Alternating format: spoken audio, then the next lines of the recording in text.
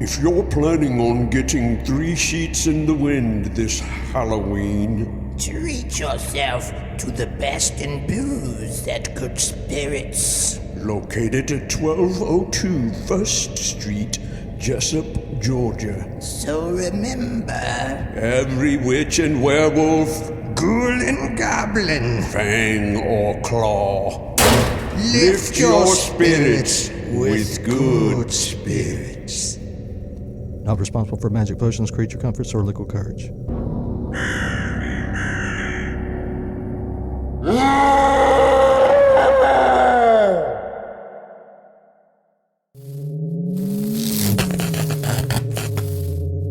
Winter time. But that's the grand opening of Crosstown Music. Yeah, that looks like the gravy days right there. Mm-hmm. I got a half beard and probably am drunk. And it looks like the wrist was. I haven't been that skinny in a long time. Even though when I was that skinny, I still had a big old head. Look at that big old head.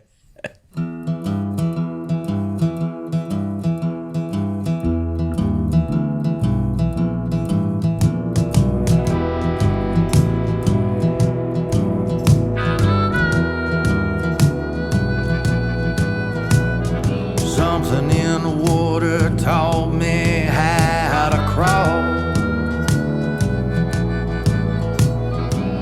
Something in the water taught me how to fall. Hey, folks, welcome to another Something in the Water podcast. I'm your co-host, Uncle Dave Griffin, along with Sean Clark and our good buddy Justin Mercer over there on the behind the scenes, making everything right.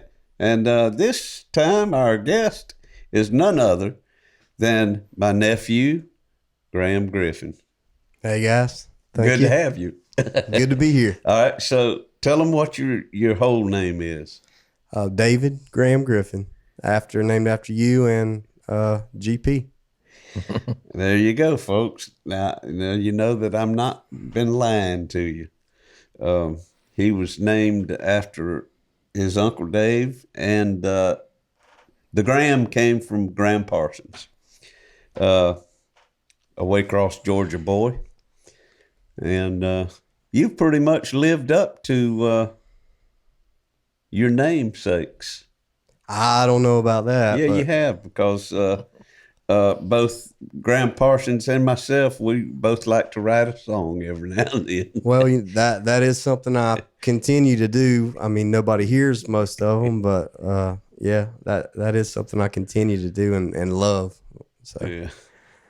So, where did you get the inspiration to start writing songs? I don't know if stuff like that is just a certain amount of it's like inborn or something, Yeah. or Inbred, they genetic. call it. Innate? Inbred. Inbred? Inbred. Yeah, I don't know if it's inbred, but Well, you No, started with poetry, didn't you? Weren't you writing poetry first, or no? actually, if you want to get technical about it, I have my dad, your brother, Gary, Your brother? the guy's brother. Yeah, as Larry King said.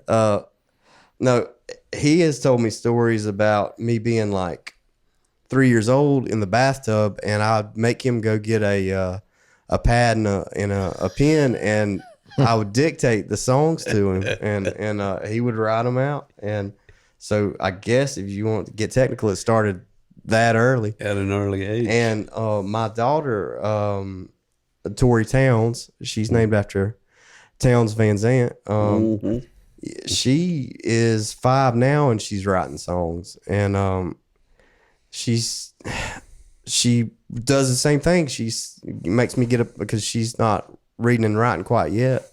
I get a little pad, and she wants to dictate to me. And the other day I told her that she was a songwriter, and she said, "I can't write, Dad. I can't write. I'm not a songwriter." I said, "Yeah, but you're making up songs, so you're a songwriter." And even when she was she wasn't even 2 yet. She was 1.5.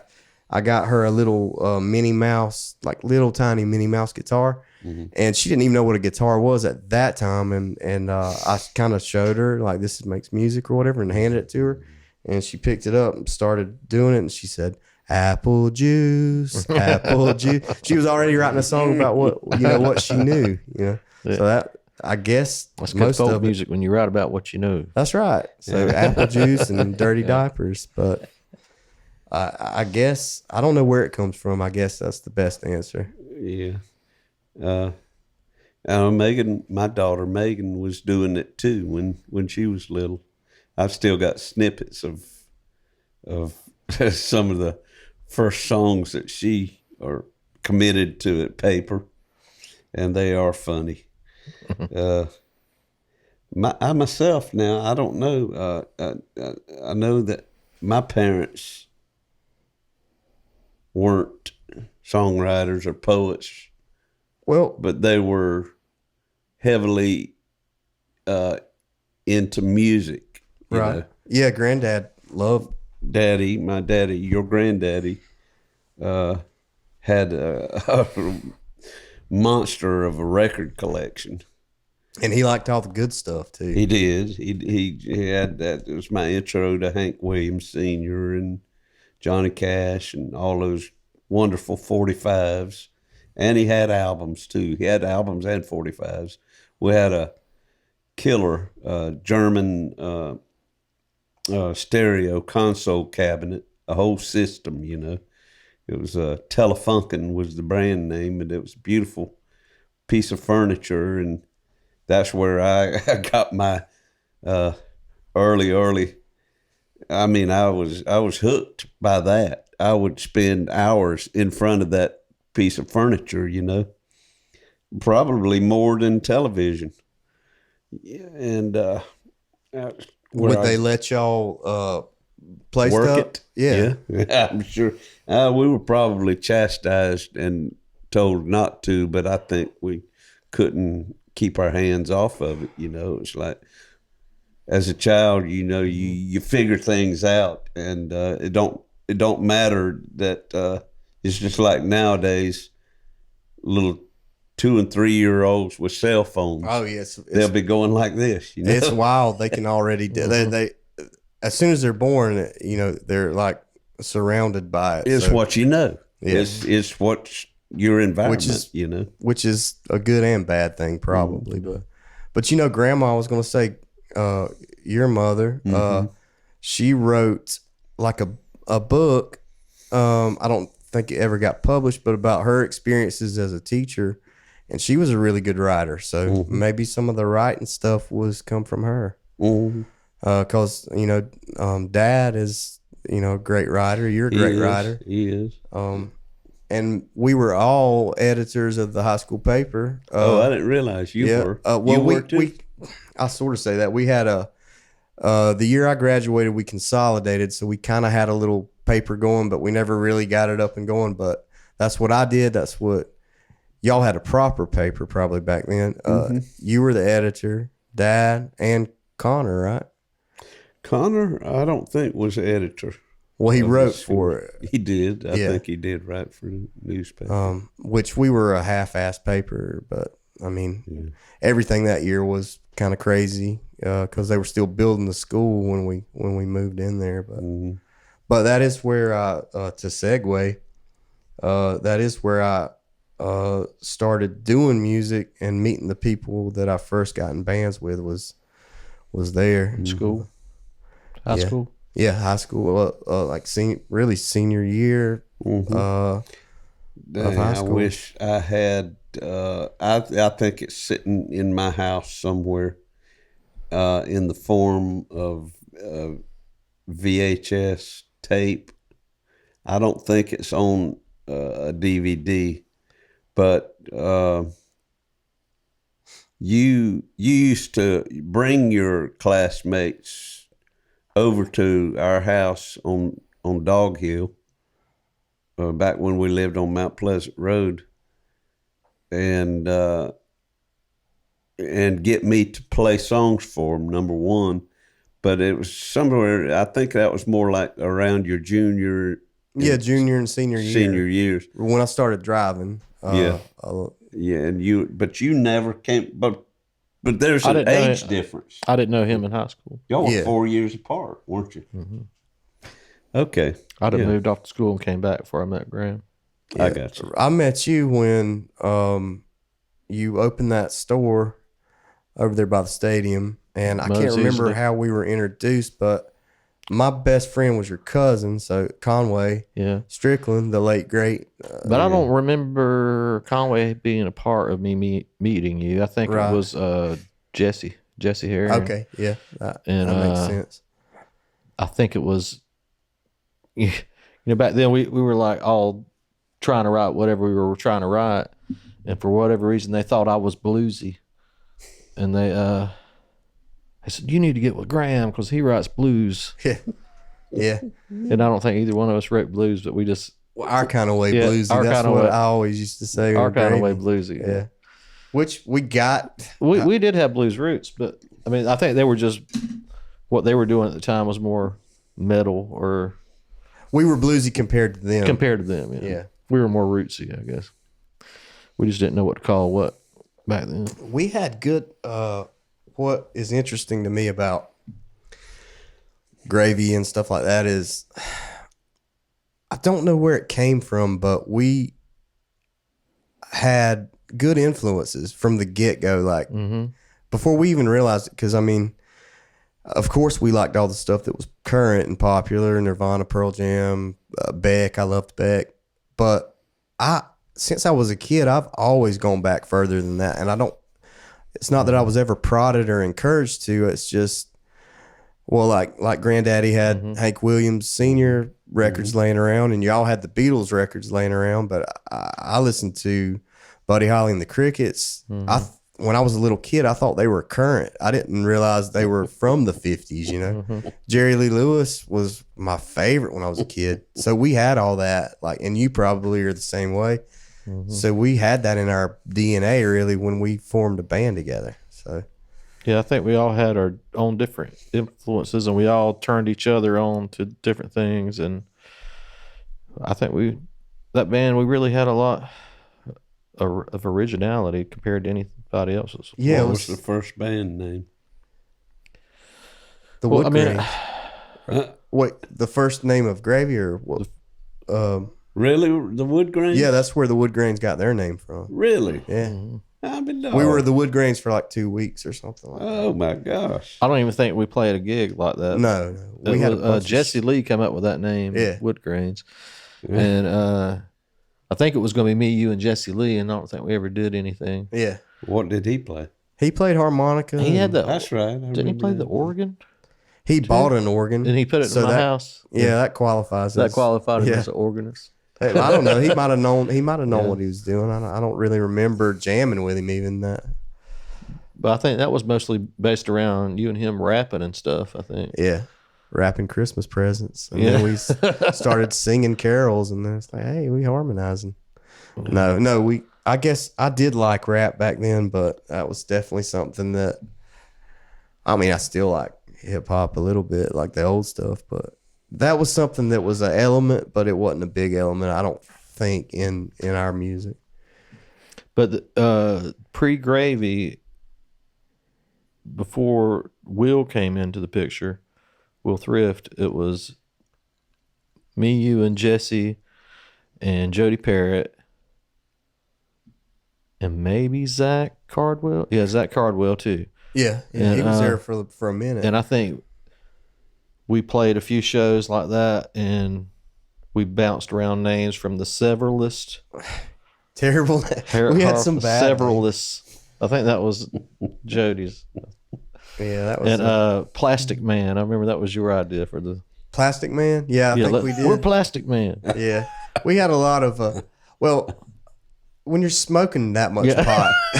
No, did you know that there was a comic book called Plastic Man? Well, yeah, that's probably where it came from, the old cartoon. And I think I bought the one of the first copies in 1965 in a little convenience store in Lutz, Florida. It was relevant to me. It was a comic book. It was called Plastic Man. Yeah, I remember the guy had the 70s sunglasses. It was sunglasses. He had the Elvis glasses. Yeah. That was actually a good one, but Well, the first band I was ever in before Gravy was, if you want to talk about crazy names, in high school, Job Driggers, Patrick Benfield, Jamie Bruner, and me were John Holmes and the Footlongs. Yeah. And I would guess I was John Holmes because I was the lead singer, but talk about false advertising in that name. But we used to play house parties and stuff, and it was a really good like learning phase, I guess, like because we didn't ever really even play in clubs or bars, but we played house parties to a lot of people, and they dug it and stuff, and we got into the habit of what being a band is. Practicing and trying to get tighter. We wrote original songs, and they were probably derivative original songs like of Oasis and Pearl Jam and whatever was out. But we were trying there, and people dug us, and it was cool. So, and I know the first time I met you was, or one of the first times I met you was with Job Driggers, because he was coming back from college or something like that, from Athens, and I remember he would want to jam with me because when he come back, because we were not really a band anymore, but we were still trying to hang on to it or whatever. And I said, well, I just met this dude. He plays and he's cool. And so I remember going behind the old high school, behind the tennis courts one night, and everybody was passing a bottle around. I don't even know if you remember this, but I don't. Okay, you had brought some girls there or something, and me and Joe pulled up, and he had his guitar, you had your guitar, and we just started. I think it's the first time y'all might have kind of hung out, but we tennis courts at the old Ware County, Ware County, where you went to school. Yeah, and we were behind there, and I remember vividly. Was that my old high school? Yours was where the junior high. Yours was the junior high. That was the original. That was junior high when I went. So yours high school was Cherokee. Yeah. Okay. Yeah, we but so anyway, that was the tennis courts you're talking about. Yeah, behind the tennis courts there, and we jammed all night and hung out and passed the bottle. I remember that, and I know that was like the second time I ever hung out with you. I know one of the first times I hung out with you was at the golf course out there. Yeah. And I think we rode around and you were singing me a song, Whiskey Bottle lyrics. Right. Well, you never have any guitar to it, and you're singing it to me, and I think we later on figured it out. Yeah, that was like technically probably the first real song I ever wrote, and I wrote it with you. Yeah. Because I have to collaborate. I'm not really a guitar player or anything. You pretty much had that whole song laid out, though. I just had to figure out what chords you were singing. Right. But I mean, I didn't feel like I really wrote anything about it. Well, I mean, it's like was figuring out what you'd already had. You'd already had the melody and everything. Well, yeah. I mean, it's definitely a co-write in everything I do, though, because it takes. I think that one of my strong suits is collaboration. Like I could bring something. I might bring something pretty much fully formed. But it still takes the other person to know where you're coming from, and some of the best songs I've ever written, to me, is with people. Like you might throw in one line that just is perfect and needs to be there, and you're an outside influence. I wouldn't ever thought of that. I like writing with other people too.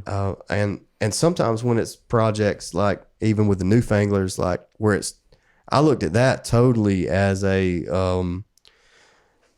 like a more of a songwriting exercise, because y'all had the story lined up already, a true story. It's based on a true story. You had that, and it was almost like Dave was dictating. All right, we need somebody to do this part of the story. Yeah, he had an outline. Yeah. We need a song about this, a song about that. Yeah, and I remember I had to do the love story angle, and I come up with a whole song that I can't even remember it now, but I thought it was pretty good.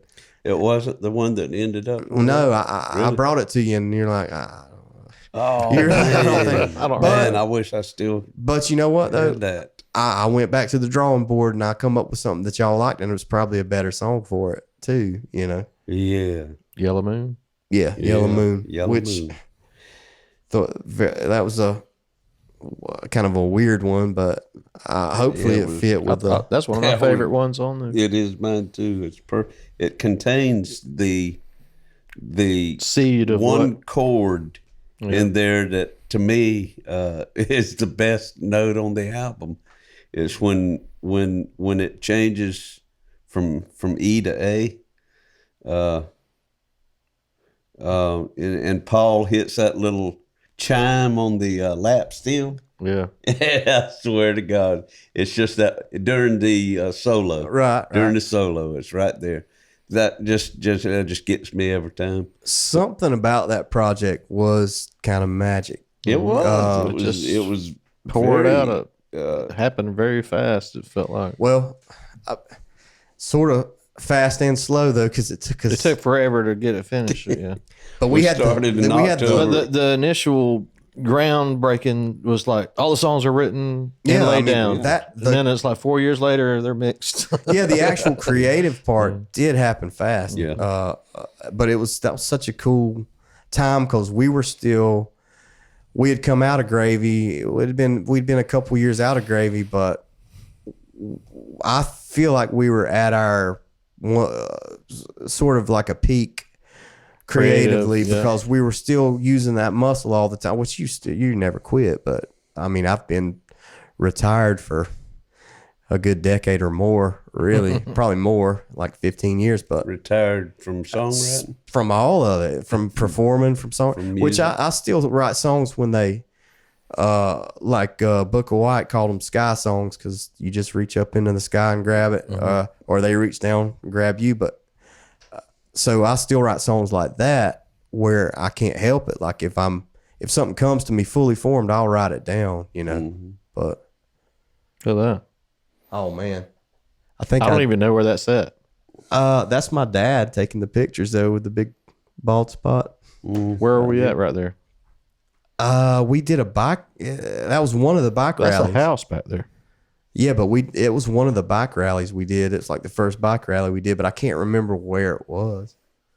Was it in Waresboro? We played something out there at that gas it was station, but something I like don't that. remember there being a house like that. It was something like that, and I remember more about the other bike rally we did that was in the winter time. But that's the grand opening of Crosstown Music. Yeah, that looks like the Gravy days right there. I got a half beard and probably am drunk. and it looks like the wrist was. I haven't been that skinny in a long time. Even though when I was that skinny, I still had a big old head. Look at that big old head. Oh, you were the heart and soul of that. That's who the people were coming to see. Who's that back there? Can you tell? It's got to be Will Thrift on the drums, but I don't know who's standing back there. I can't see somebody that standing back there. It's probably Charlie Chastain. Probably was. I think that was Little Charlie fell. I was just talking Was to him that about the day this. that happened?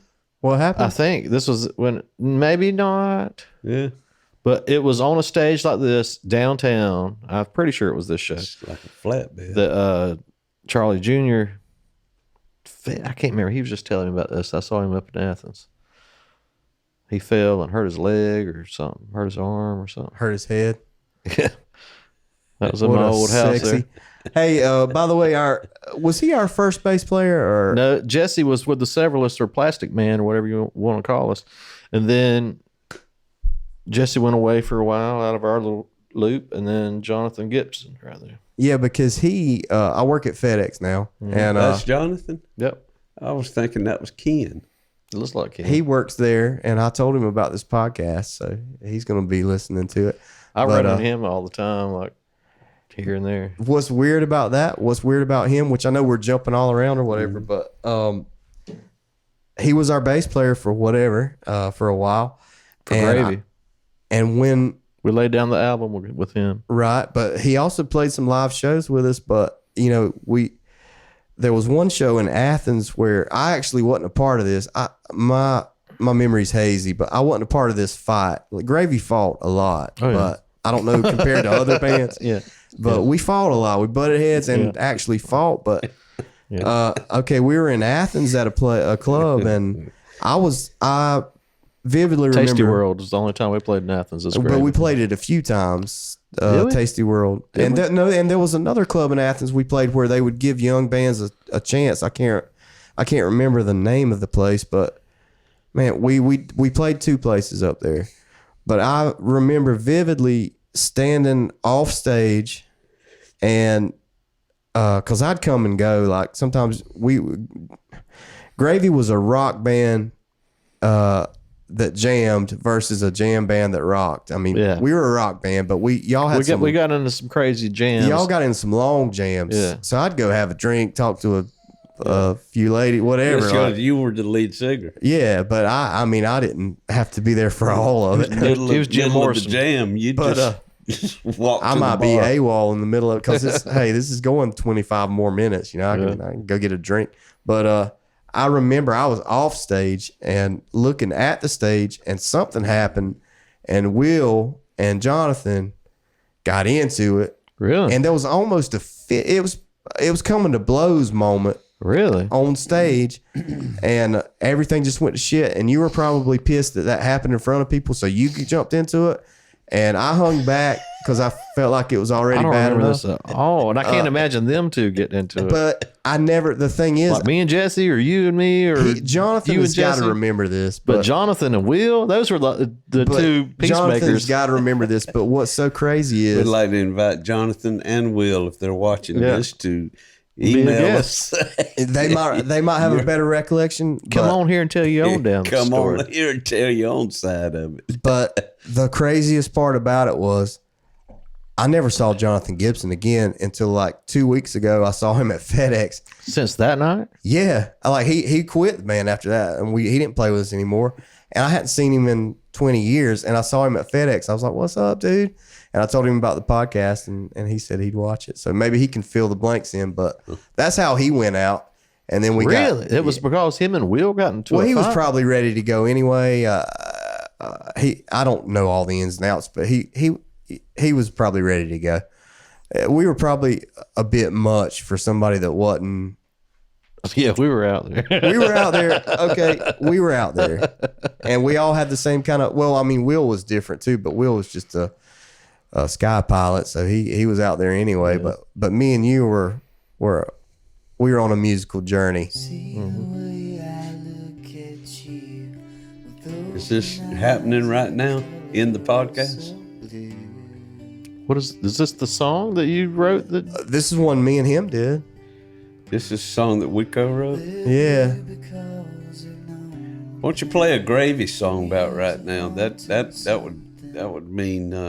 would be relevant. What was that though? We're just talking about. It was just a demo of a song me and him did. It sounded like I thought it was going to be the song that you wrote for Newfanglers or something. I was like, how the hell's he got? Oh, no. No, I sent him. You know what Gravy song I wished you had sent me, but I don't think you had. I didn't send you the Gravy songs, Gravy stuff. You sang, you okay. Sorry. If you're going to play a Gravy song. No, he doesn't have them. I didn't send him. Why did I send you that one, though? I don't recall. Maybe it was a talking point, but I didn't know it came out of the blue there. It scared me. Real Thing would be a good one. And Real Thing or what was that? My favorite one was, what was that one that had the long jam on the end of it?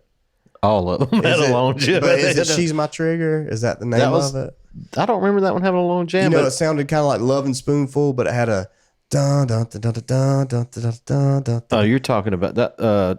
She's My Trigger is a different song.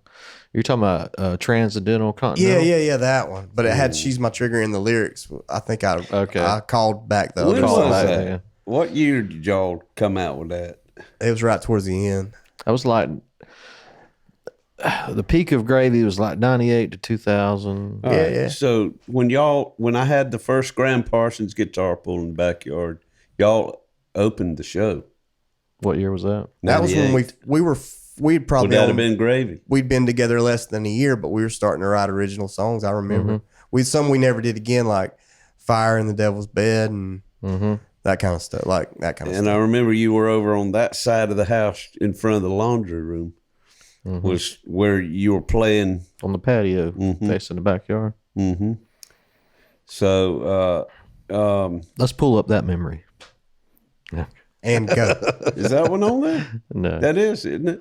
Isn't there a Graham Parsons? Right there, Sean. I'm just acting like we have access to anything that's ever happened. Well, I don't see it now. But anyhow, that album knocked me out. Our album? Yeah, that Gravy album was it was terrific. It was It's all over the place. stuff that I had never heard. And y'all stylistically and everything, you were bringing it all. Y'all were writing some songs on that thing, and the recording too. I guess that was done at Jesse's. Yeah, with Jesse. Jonathan. Oh, okay. And then Jonathan but left. Jesse was Jesse in the played band. on a few songs, I believe. He played on Love Another, and because I remember that was a point of contention. Oh, okay. With Jonathan wanted to re-record it, but we had such a good recording. We'd with already had it Jesse. recorded with Jesse. Yeah, that was one of his bones of contention. But my biggest thing with Gravy was I appreciate you liking it, and we were just figuring stuff out Yeah, we didn't because know what we were doing. we got the best stuff we ever did never got recorded, like Return of the Cocaine Cowboy. It got recorded and on a cassette tape. The or at least live version a of it live did. version of it, but I blew that, I think. nobody even knows what happened to the Yeah, tape. I think I had it, and I don't know what happened to it.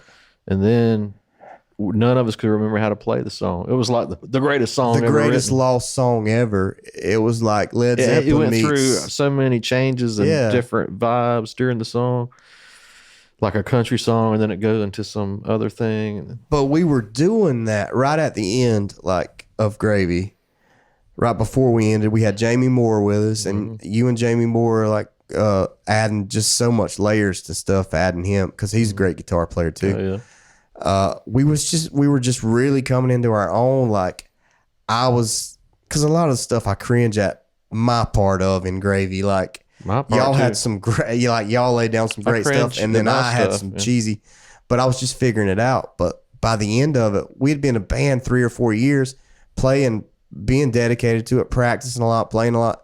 We were getting so damn good. Yeah. That's my biggest regret is we were at a turning point. We were fixing to hit that next level. I feel like in all areas, and it dissolved for whatever reason. But So are y'all uncomfortable with your parts that you're talking about around the album time, or are you saying that the album was one of the good? no, I'm saying Peak times. the album was us still in the process of learning how to be a band. So good though. I swear to God, I the don't see stuff how we y'all did- could look, the look stuff down we on did- that. The stuff we did after that Yeah. was just like a stepping We stone. recorded some songs after that album. Yeah, we had some demos that a were little really good. 5-song demo or something. Like the Transcendental Continental, that wasn't on the album. Transcendental that was Continental, Rock and Roll 101. Transcendental Continental wasn't on the album. good. No, that was when we were getting to another level. You there. might have heard some others, the other stuff. It was a white CD. We made them all ourselves, but a white album background, and then a pinup girl on a rocket, and it said Gravy on the rocket or something. And we had like 5 or so songs that were newer on that. Well, I've got. I don't have any of that stuff. Like Do about you I don't still have any it? of it. 12 or 13 Gravy songs. So I'm thinking about that That's as the album. That's the album, Yeah, that's No, the that album was, proper. okay. But we did which was called Self-Entitled psychedelic, self-important white trash retro party. Right? Psychedelic right. Self-Important White Trash record. Yeah. But I don't know. We just went beyond that pretty quickly. But we don't have anything. Regretfully, we don't have a lot of that to show for it. Yeah. And also another element to Gravy that you couldn't really capture at that time was the live. Yeah, we were a live band. I feel like we were a Kick-ass. pretty good live band. Yeah. We played down at Whitfield's during Christmas, like the biggest Yeah, we had day, some packed out places and New Year's Eve and stuff. yeah, wall to wall people. We played in the gazebo one time. Yeah, I remember. We the craziest thing. I don't know how real y'all want to get on, or how real y'all can get on here, but As real as you want. I mean, I'll just say it then. The crazy thing was, Mickey's bar, Little Knots. We played there every Thursday for one summer. Yeah, okay. He had a whole harebrained. Yeah. Yeah, he had a Every harebrained Thursday? idea where Or he was going to Wednesday. do. It was a hardcore country bar at the time, like hardcore. Yeah. But everybody went there, and the craziest thing, there'd be the country band playing all night, nobody danced, and then as soon as they took a break, they'd start playing some shitty hip hop, and everybody'd get out there and dance then. But so he decided he liked us, so he decided, well, we're going to have Thursday nights is going to be our rock night, our psychedelic rock.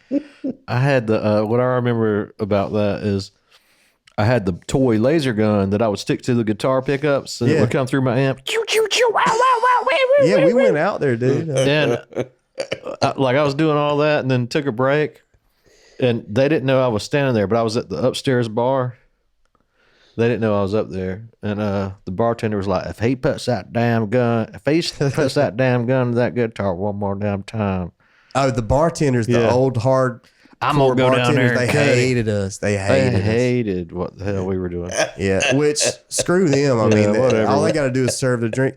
But what was interesting about that time was musically, it was so interesting because it was basically a recreation of the '60s acid test stuff. Because some of the people around our orbit at that time were, for whatever reason, I won't mention any names, but heavy duty drug dealers, I guess.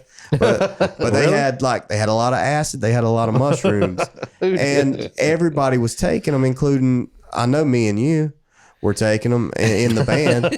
So those nights were like a trip party night, Experimental. but they were experimental as hell because the music was like that. We got on a groove and we had some. I remember Paul Lee was. I never knew if he liked us or not, but he was there one night, and he said that's some of the greatest live music I've ever heard. He said that, and you know that dude sings some good live music. I mean, even at that time, he was like, "This is other level stuff." I was like, "Yeah, it is." And it was. I mean, I still stand by. I wish we had some CDs Lord, or tapes yeah. of live tapes of that. So, did y'all have sound man back then, or did it They all, had the guy that was had- there. They had the Roger. Little Knots Roger Roger ran sound? Dodger. Yeah, he would say, "Everybody, put your psychedelic headbands on for gravy." Yeah. And but people come up to me. That Why was just a wasn't I time. there? That was I was still You in my post office. You days. probably were. I was at the tail end of my post office. You didn't really days. give a shit about us. This was like I didn't even. this was like 98, 99. Yeah, that was something like that. Every was when, Thursday. the first guitar pool was had. So I was only going out on the town maybe once every 3 months or so. And I was at the post office, working at the post office, and that took up my life right there. So I'm trying to remember. I know the first time I met Dave was I you. shoulda gone. You brought me over to Dave's house, and we were showing you songs that we had written, just sitting around playing. And I don't remember what. at my house. Yeah. I thought the first time we met was you. You took me to his house. Or your store, maybe. No, it was that house over there behind Camden. Crystal. And maybe that was, but I know the first time we sat down and played music for you was in your living room.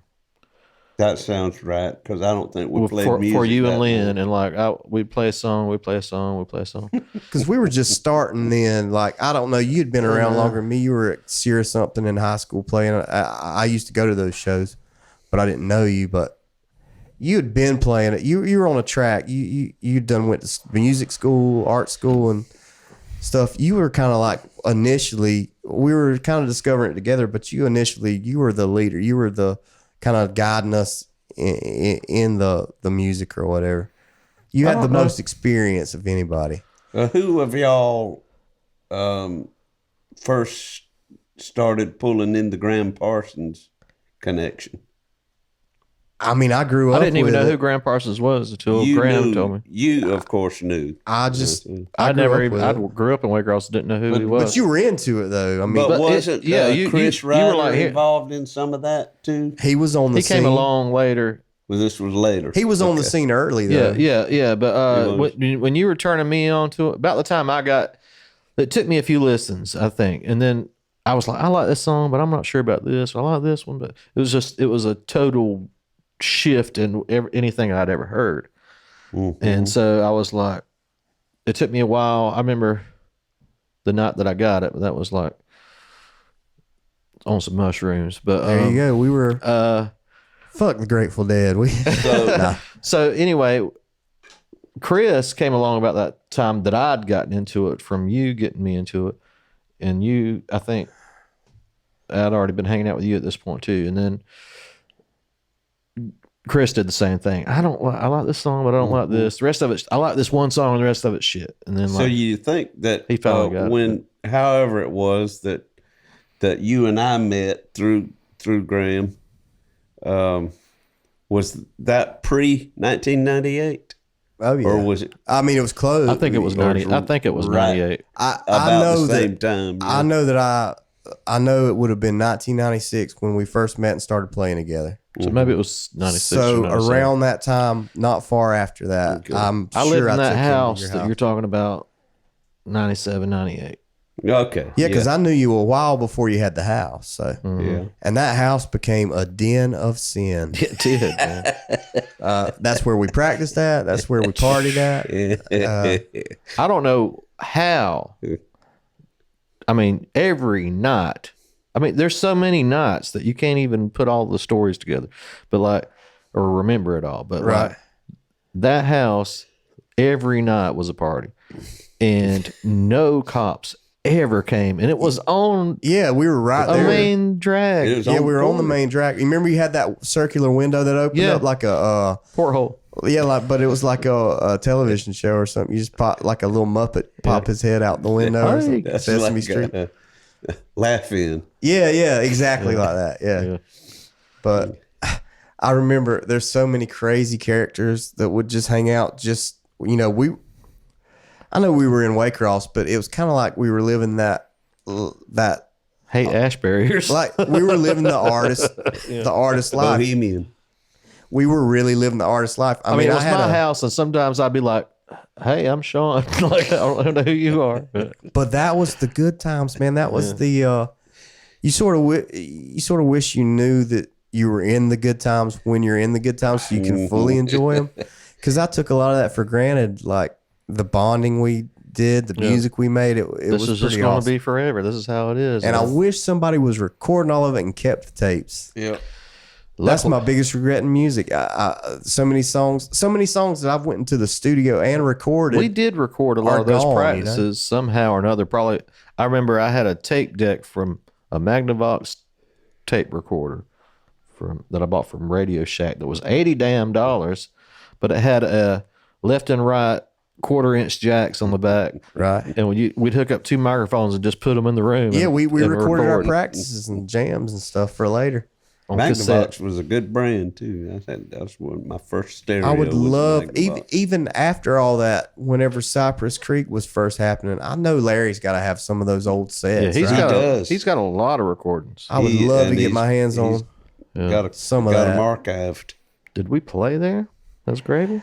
Well, I don't know that we played there as Gravy, but it was still so close to Gravy We days. played there as the Newfanglers. Yeah, but even pre Newfanglers too, we were so close of coming off of Gravy because you went on to play with Laney right after that. But About 6 months We- of that. you had Jack Cadillac after that. I sat in with Jack Cadillac so many times that it was, I mean, not that I was part of the band, I wasn't, but I sat in with y'all. I sat in with him. We all sat in with each other. It was kind of like the Newfanglers were really happening before they happened. I mean, because we were all jamming together. It was a one big band. Yeah, Lulu's, Whitfields, and then the Creek. I don't remember. I think they were like early 2000s. Coyotes.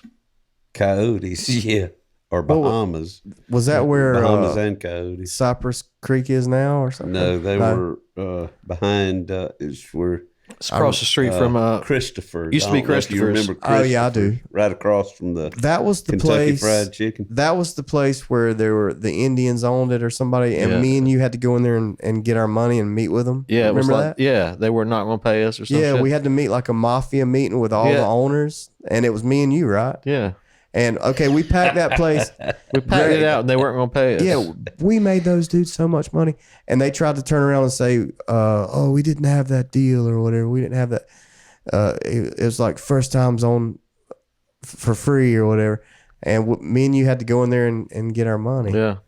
Did y'all get it?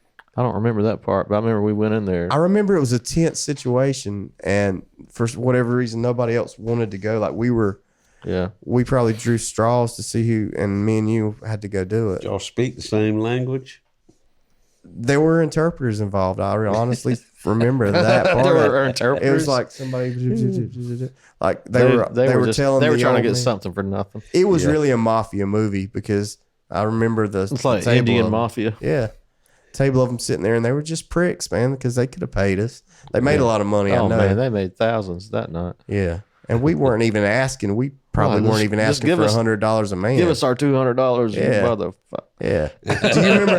Do you remember the night there was this dude that went to Ware County with all of us, and he was friends with Mason or somebody or Jody. Jody Parrott was our drummer for a while too. We went to Douglas to him and his family started a club in Douglas. And we went and played there, and there weren't a lot of people there. That was a Douglas? Yeah, I'm pretty sure it was Douglas. And they paid us twice? They paid us twice. We didn't know they paid us twice. They paid me, and they paid you. And on the way home, we figured it out. Yeah, we're like, oh, we got paid. But, man, we didn't go back and give him the money. We were like... We did go back. No, he come to your house that night, and he was all embarrassed, and we were embarrassed, and we had to give him part of the money. He came back. to my house? Yeah, I thought that halfway back they called us and we turned around and went. No, I remember we went home. We were like, "What should we do?" And we were like, "Screw it, let's keep the money." And they had been so nice to us too. So needless to say, we never played there again. But we tried to rook them. He had to come and get the money. It almost evened out, and y'all wouldn't have had to get the money from the Pakistans. Yeah, we got paid double at the other gig. There was nobody at that gig though. I felt real bad about that because they did not make money that night. But we were ahead of our time. I feel like we didn't know what we were doing. We were figuring it out, and I don't think people even. I mean, people appreciated it, but I don't think any of us fully appreciated how good it was at the time. I think we appreciated how good it was at the time. But I don't think because we were listening to stuff that other people hadn't even caught on to yet. Right. And like the Afghan Wigs. Like Afghan Wigs and just odd bands. And that was creeping its way into our writing. Yeah. And everybody was like, what the hell is this? I remember I was hanging out with some chick and I was listening to a live Afghan Wigs CD or whatever that you'd probably give me. And she was like, "Oh, when did y'all record this?" And I was like, "Yeah." I was like, "No, it ain't us, honey. It ain't us." But it could have been like we were so heavily influenced by that band. I mean, and nobody knew that band, so it was kind of like we not stole their thunder or anything, but we sounded wholly original to everybody because they were so underground. All of our influences were so unheard of that we were really original. We were taking a piece of this and a piece of that. I wouldn't listen to Afghan Wigs and stuff like that. So, but that's why my opinion of that album is so raving. I was just blown away by y'all's album. Well, we were listening to a lot of old stuff too, and the Red Hot Chili Peppers. Oh, y'all turned me on to them. I think it was too. Chili Peppers really turned me on to John them. Spencer Blues Explosion. Oh yeah, Afghan Wigs. R.L. Burnside. Who else? Beck was huge. Beck was for me. Beck's always been a huge influence for me. But he was the guy that bridged the gap between. Okay, he's got some crazy retro psychedelic rock, and some funk and stuff, but he's also throwing in old blues and country. Mm-hmm. He wrote a song that Johnny Cash covered back then, like Rowboat. Yeah. Like he had some crazy country, and that to me in my mind, I was like, oh, hey, this is kind of like Graham Parsons. And I didn't even know that I didn't know how huge Graham Parsons was. I just grew up with him because he's from Waycross. Mm-hmm. Like I appreciated him because he was from here, but I was like, hey, this is kind of like that. Well, Beck was on the tribute to Graham. Right. But like Wilco, all the bands we love, we found out later, hey, they love. We're into all these bands that were influenced by the guy from our town. You know what? It's almost too like, it's almost like we were influenced by the same bands that great bands were influenced. Like we skipped a step, like if that makes any sense. Like we weren't just listening to what was on the radio. We were listening to stuff, old stuff, and being influenced by that. So maybe that was part of what made our sound like it was too. Back then, though, I mean, there wasn't like streaming music and. Yeah, this was pre-internet, pre-everything. And you would have to go out and find new bands and whatever. And when you found them, you really, you'd hold on to them and just soak up everything they had. And like nobody else knows what the hell this album nobody is. really did. I mean, not around here. Yeah. I remember me and you went, and probably Jesse Lee, we went back to back 2 nights and saw John Spencer. Yeah, we did. When Acme came out. Conway and Zach. Conway went, yeah. I know he went the second night. Yeah, because we went to Tallahassee and we went to Ybor City. Ybor City. And I got a story we got about pulled that. over at That's Tampa. Yeah, coming Tallahassee and Tampa. Do you know that's where back to back. Graham's place is? Oh, really? Ybor With the City. Mark Holland guy Yeah. or whatever? Yeah, I didn't know That that. little bread and breakfast after Graham Parsons. I don't know. Ybor City. I need to take a bathroom break. Let's take a short Folks, break. we're going to take a short break right Sorry. now. Be right back. Something in my brain won't let me stray. Something in my veins gonna find its way. Something in the water taught me how to pray.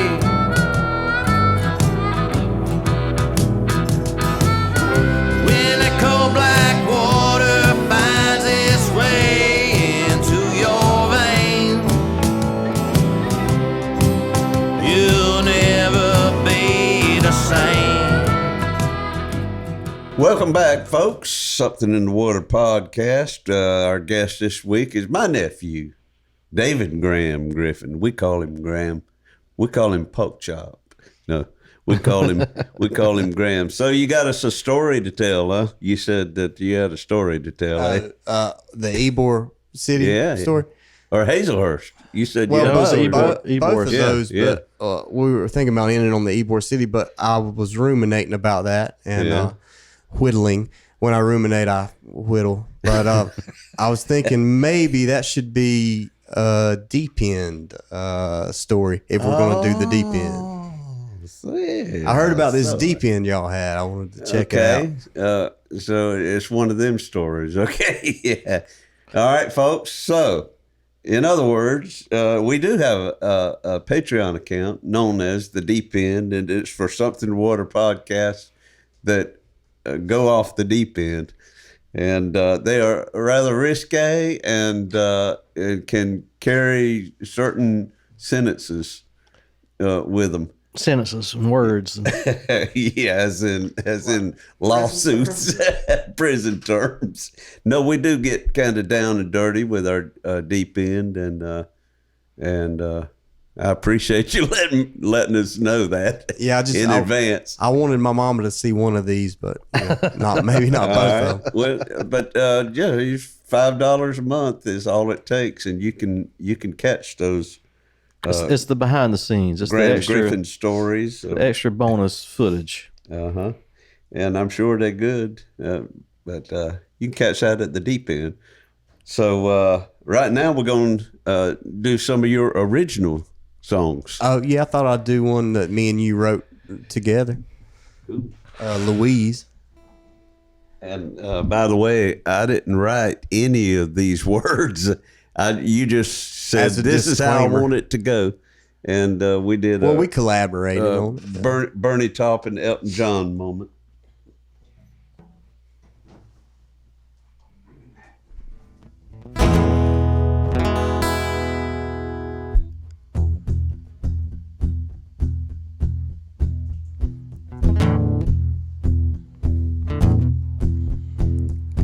Louise, Louise. Well, you ain't no aristocrat, And I ain't no tightrope walker. How come you treat me like an acrobat? It's a shame the way you make me walk the line. Up on the high rise, stone cold frozen blind.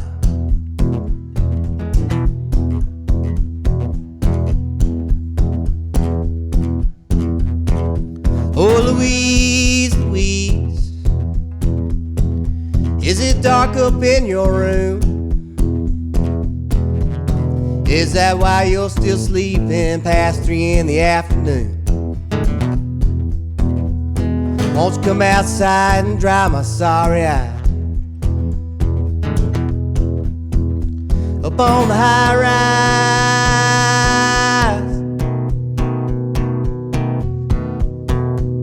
stone cold frozen blind.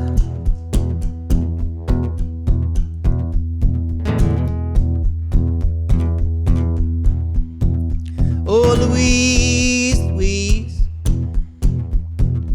I am weeping like a willow. Your poetry's good company, but it don't make a very good pillow. Won't you come outside and dry my sorry eye? Up on the high rise,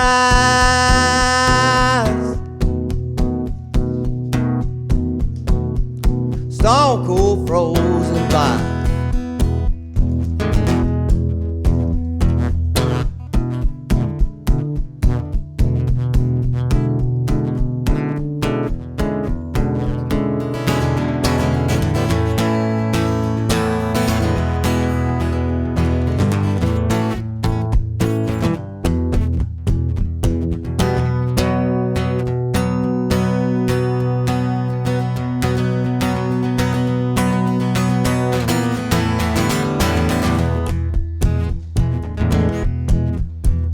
Oh, Louise, Louise, you beat me like a drum. You said if I didn't want trouble, should've never asked you to come. No, I'm half a mind not to walk your line. Up on the high rise,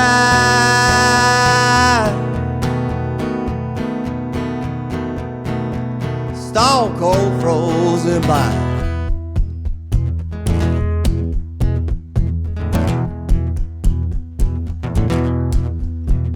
Oh, Louise, Louise, oh, do anything you will. I'll be up on my trapeze tonight outside your windowsill, trying hard not to walk your line. Up on the high rise,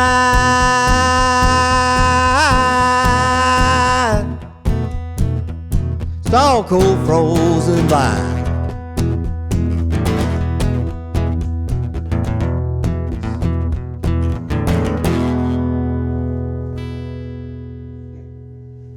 Yes, sir. We haven't played that in about a decade, so That's pretty that's good. pretty good. It's probably the best time I ever heard it. Not that I ever heard it bad. That was pretty much the last song I ever wrote, a full song I ever wrote, probably. It's a good one. Appreciate it. I've always enjoyed it myself. Well, friendly folks, it's time once again for a tale of the week by yours truly.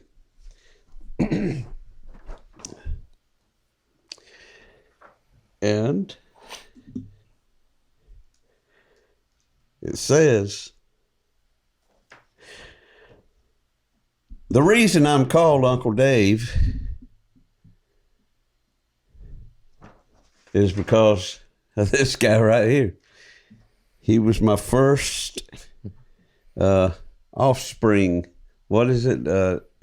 Nephew, niece, when it comes to the downline, you were the first. He was born into the world on April 8th in 1977 with a name honoring both myself and one of his daddy's favorite musicians, Graham Parsons. David Graham Griffin, my first and only nephew, was an exciting addition into the Griffin upline, and through the years has inspired me to be as good a songwriter as I can be. My older brother, Gary, fresh from a stint in Cornwall, England with the Air Force, settled down with his young wife, Debbie, in the college town of Athens, Georgia, to make good use of his military-provided GI Bill education benefit. As he followed his muse, that of a newspaper journalist, from school editor of Ware County High's Gator Gab, then editor of University of Georgia's Red and Black, finally graduating and joining the local Waycross Journal-Herald, where he was the managing editor. Gary has been a role model for me my entire life. From a young age, his intellectual taste in music led me into directions and discoveries that left an enduring love of groups like Blues Magoos on that little 45 RPM record with the Red Mercury label, blasting out, "We Ain't Got Nothing Yet." Virtually everything the Moody Blues had to offer through full-length long-playing albums and the magnificent 12 Dreams of Dr. Sardonicus, a 1970 epic release from California psychedelic rock group Spirit. By the time he was fully ensconced as a family man in his little apartment in Athens, I was touring on the road in down-home band with Eddie Middleton, and I quite fancied myself as an independent music appreciator on my own. Several visits with my brother made me realize that he was not finished molding and infusing my appetite for great taste. In the spring of '76, I had more flexible income as a working musician and promptly laid down several $100s for a state-of-the-art Akai reel-to-reel multi-track tape recorder. I had a lovely relationship with that 70-pound piece of wood, wires, and capacitors. As soon as a song came through heart and soul to pen and paper, I could put it down for all time by simply mashing record.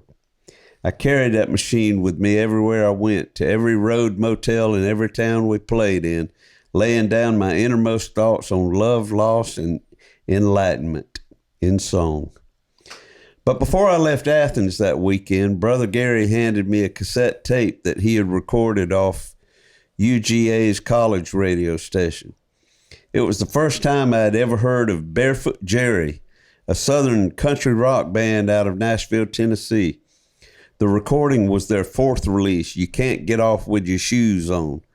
A stunning blend of vocal harmony, pedal steel flourishes, intuitive lyrics, and intricate guitar solos, wound up tighter than a G-string on a Gibson guitar and wrapped loosely in a sonic package of rock and roll, country, soul, and funk.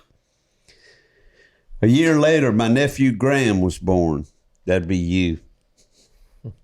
And if that weren't enough of a gift, Gary proceeded to introduce me to another musical treasure of the South, Gamble Rogers. James Gamble Rogers IV was born in Winter Park, Florida, January 31st, 1937, the namesake of two prominent architects in his family, his father, James Gamble Rogers II, and great-uncle, James Gamble Rogers. Turning his back on the family legacy, he became a musician instead. After a brief stay in the folk group The Serendipity Singers, who had a top 10 hit in 1965 with Don't Let the Rain Come Down. Y'all don't remember that one? I hadn't heard that one. Yeah. Is also, parentheses, is also known as Crooked Little Man. Crooked Little Man. Why didn't you say that? Why don't you just say crooked? Gamble started playing solo gigs around Florida. By the 70s, he was headlining the Florida Folk Festival, making waves nationwide for his folk finger-picking and humorously imaginative storytelling style, and influencing the music of Jimmy Buffett and David Bromberg. His style of creating characters from a fictional place called Ocklawaha County, Florida, is reminiscent of the literary genius of William Faulkner. Gamble's fictional characters with names like Steel Bill, Agamemnon Abramovich Jones, or Miss Eulala Singletary were not near as distraught and forlorn as Faulkner's creations.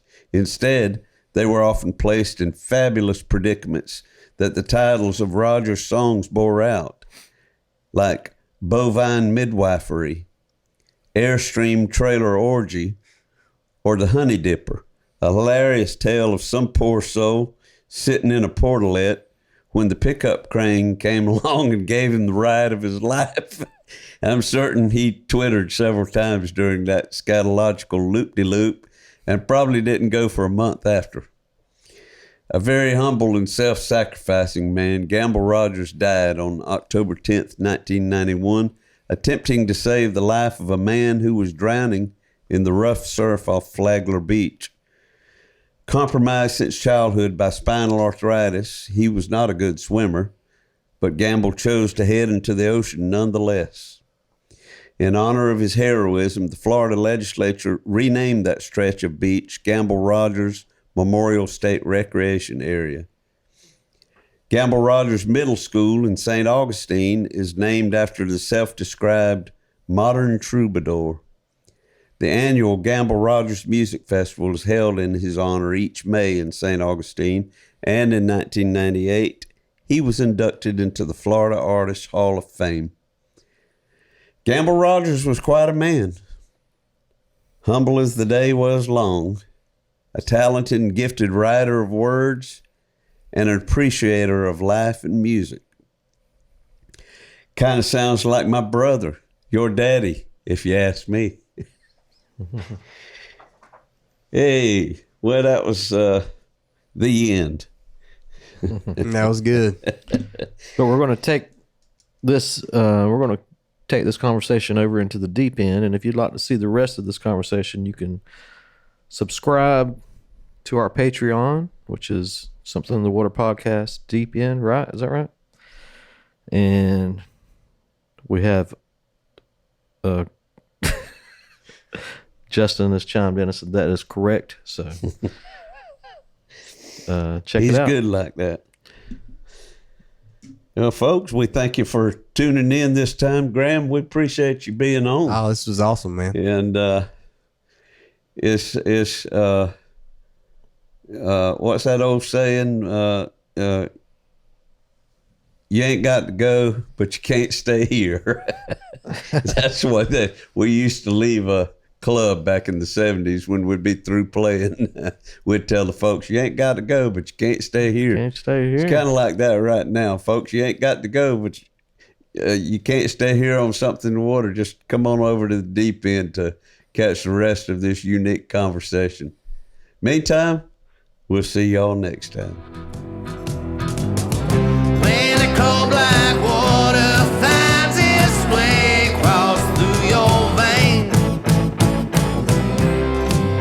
it just might seal your fate.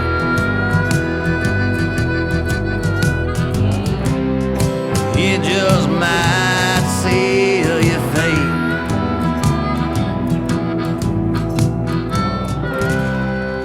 It just might seal your fate. Hey.